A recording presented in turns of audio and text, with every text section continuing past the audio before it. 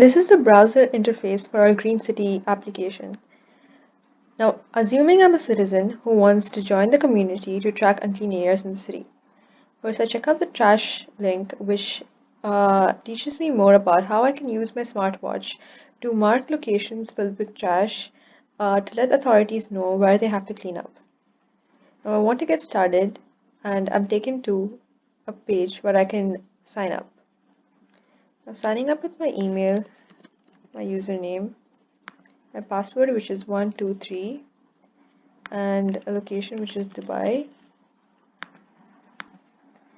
Now, initially in the Couch database for the Green City users, here we can see that there are no users currently, and this is the first user who's registering. I click sign up.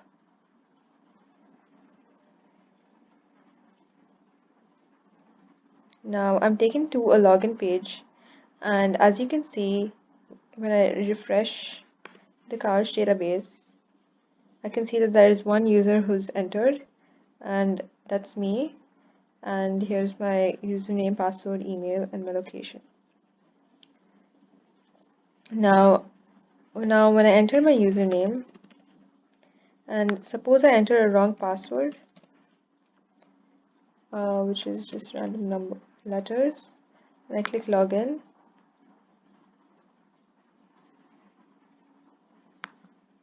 I'm given a warning that this is an invalid login, so now I have to try again. So trying again with my original password 123. Now I'm taken to my dashboard. Here in my dashboard, I can view all the areas that are filled with litter by clicking on the markers that people have set before. This is a pin that I've set, and there's also a timestamp associated with it, so people can see how long this area has been filled with litter and has not been cleaned up.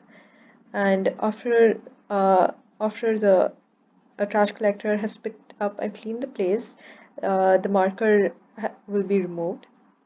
These are other pins that people have set, other users of the Green City application, on other areas that are filled with litter and that needs cleaning. The Green City application also tracks the conditions of bins around the city. Here's a bin which is normal and which is in normal condition, and it's a clean bin. Here's another bin which has a potential fire hazard, and there's also foul odor, and it's a full bin that needs cleaning. These bins also have timestamps so that we know that when the bin has last been cleaned. And a user can also go to the home page where they can view all the pin activity that other users of the application who live in the same city have placed. So as we can see with the limited data that we have, that at this specific time there has been 2 pins set, and then yeah, the plot isn't that great, but with more data it can look better. And then I can sign out of the application, and I'm taken back to the main page.